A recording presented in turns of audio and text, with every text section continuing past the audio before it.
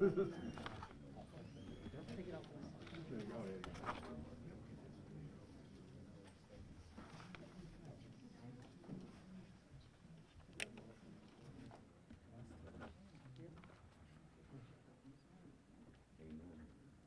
want to just do a quick mic check? Sure. Hey guys, can you? Hello? Can you hear me? Okay. Awesome.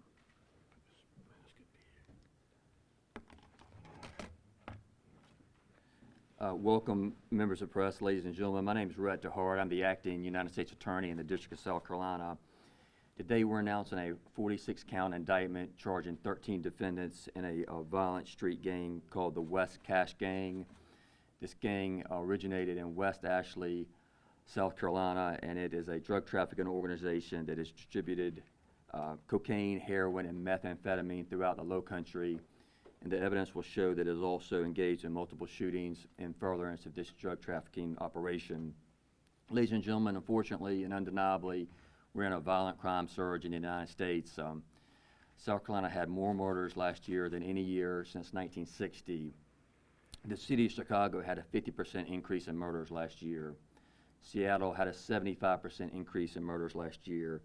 And much of this this increase in murders and violence is driven by drug trafficking gangs such as the West Cache Gang. Before I turn it over to my colleagues, I'd like to thank the Charleston Police Department, the Mount Pleasant Police Department, the North Charleston Police Department, the Charleston County Sheriff's Office, the ATF, and especially the ATF. We're happy to answer any questions. I firmly believe that a prosecution of this magnitude eventually will decrease violent crime in the Lowcountry. And at this point, ladies and gentlemen, I'd like to turn it over to the narcotics chief at the U.S. Attorney's Office, Nick Bianchi. Nick can answer any specific questions about the case, and I'm happy to take questions at the end as well. Thank you. Thank you, Rhett. As part of a months-long investigation involving the FBI, the ATF, City of Charleston Police Department, North Charleston Police Department, Charleston County Sheriff's Office, Berkeley County Sheriff's Office, Dorchester County Sheriff's Office, SLED, the Mount Pleasant Police Department, Charleston County Aviation Authority Police Department, and the Ninth Circuit Solicitor's Office. This morning, agents were able to arrest 9 defendants in the case of United States of America versus Antoine Xavier Grant et al.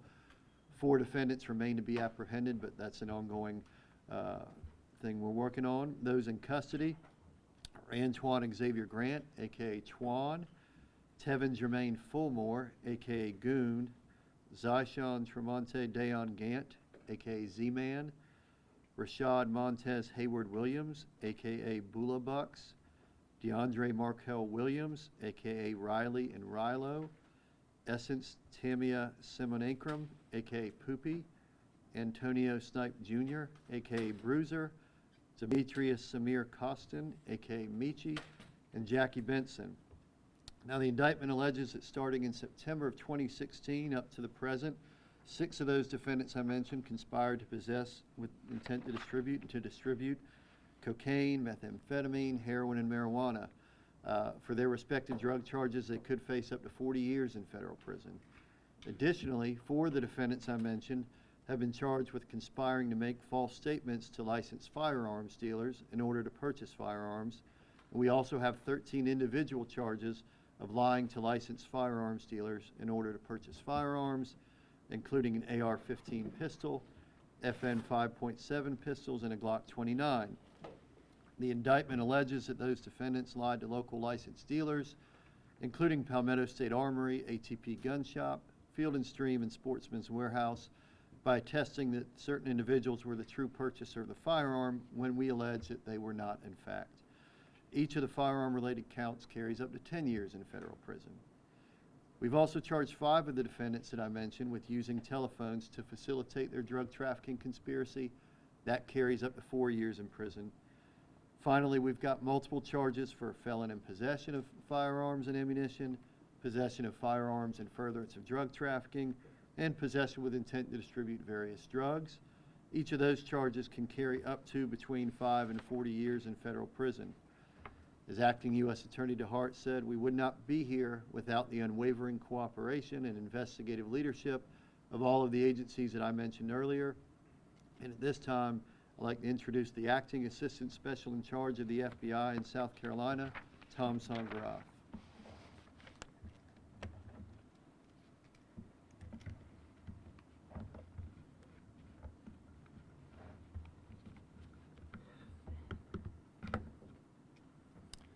All right, good afternoon. Today is a good day.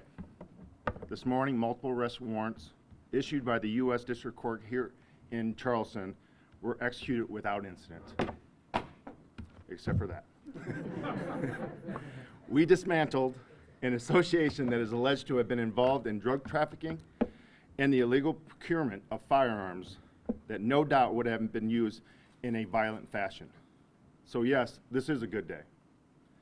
We only arrived here because of the steadfast dedication of the men and women from the agencies, departments, and offices you see represented in this array behind me.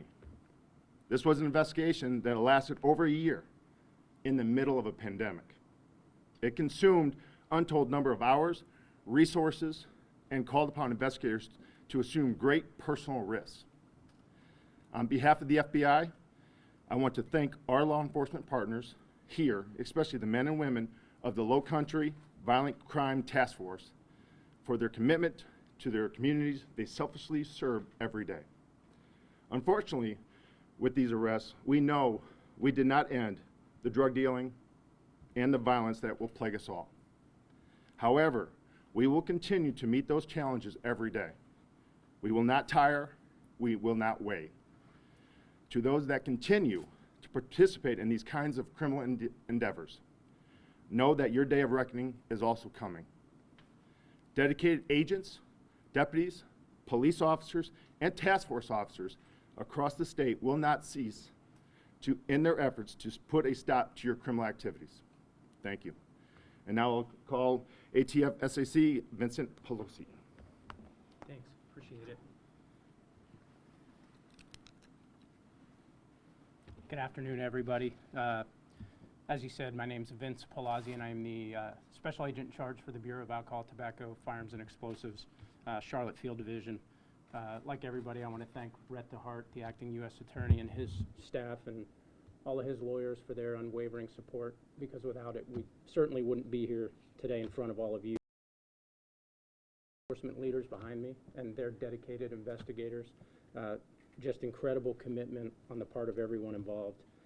And when I talk about partnerships, I think it's evident that the agencies and departments that are represented here today have had a history of partnerships and just successful investigations and collaborations to reduce violent crime in and around the Charleston area. And I think today's arrests highlight that. As you've heard, this is a complex multi-agency investigation, and it's aimed at dismantling a violent criminal operation. This is a criminal group operating in a very brazen fashion that fueled gun violence, firearms trafficking, and drug trafficking. Moreover, it was done with no regard for human life or the safety of the citizens of our communities. During the course of this investigation and working with our partners, ATF utilized some of our resources to include firearms tracing and NIBIN, which is our National Integrated Ballistic Information Network.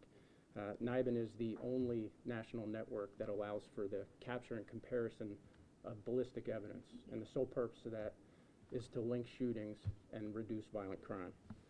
So as you've heard others say today, this is an ongoing effort, and ATF, like all the partners here, is committed to the fight against violent crime, and we look forward to continuing our partnerships and to make our community safer. Thank you. Chief Reynolds. Thank you. Greetings. Today is a good day. Today is a very good day.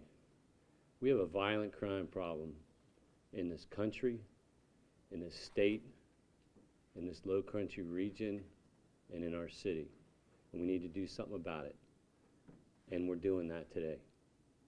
There's a small number of people, violent, armed, repeat criminal offenders, who are victimizing our communities.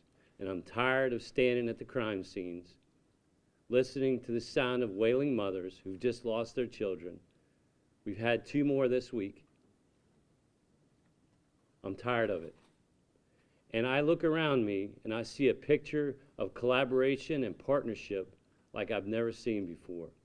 Federal, state, and local law enforcement standing together for our communities, for those people who can't stand up for themselves, who need justice. And today is a small measure of that justice. It's being delivered as we speak, as we continue to pick up these violent criminal offenders who continue to victimize our communities. We need justice for those families, for those victims, for our communities who are tired of this violence, for those mothers. If you hear any voice today in this press conference, I hope you hear the voice of the wailing mothers who've lost their children. And those children, those communities that are traumatized by this violence, this cascading effect of trauma. We need to disrupt this violence. This is one step in that direction. This is just the beginning.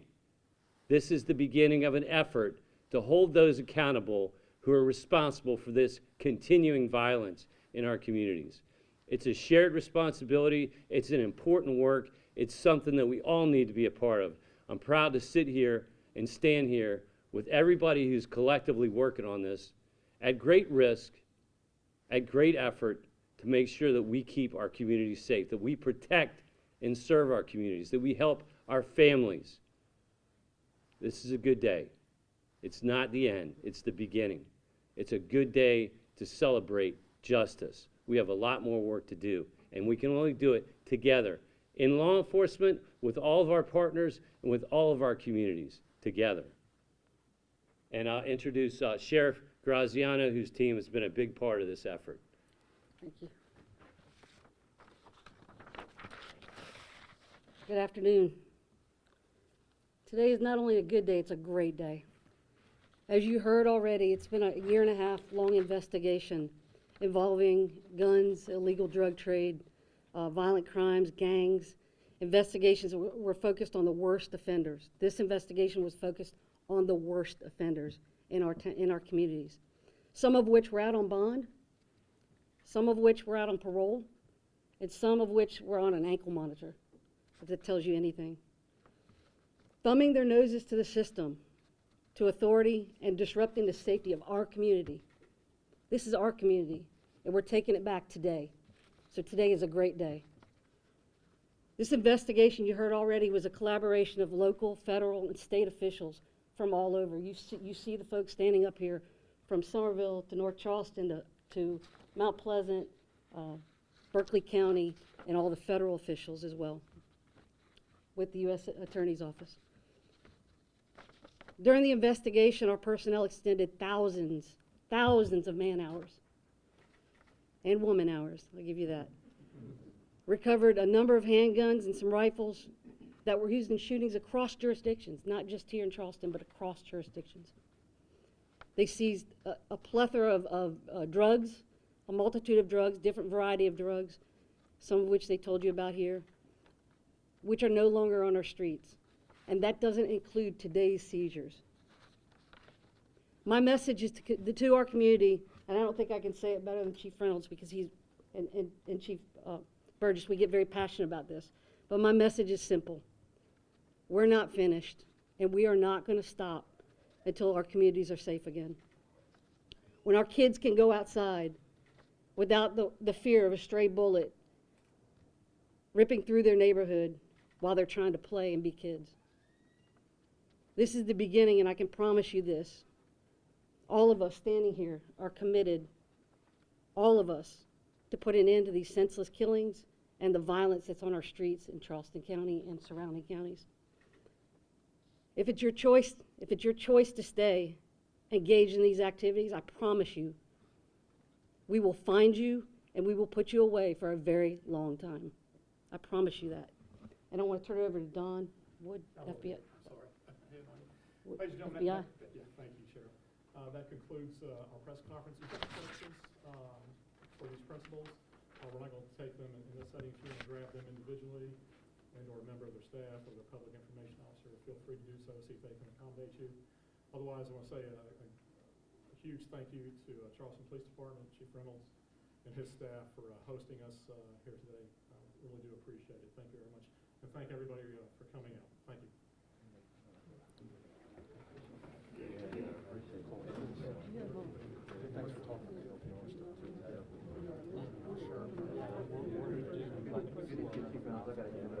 We just did a